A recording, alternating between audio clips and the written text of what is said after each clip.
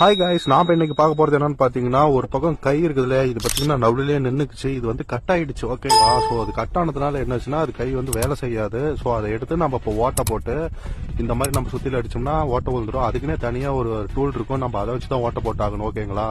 இப்ப நான் வந்து என்ன பண்ண போறேன்னா, அந்த ஸ்ப்ரிங் இருக்கு இல்லையா, அந்த ஸ்ப்ரிங் ஜாயின் பண்றதுக்காக, அட்டாச் பண்றதுக்காக இந்த மாதிரி எஸ்வாலயம் மாதிரி ஒன்னு இருக்கும்.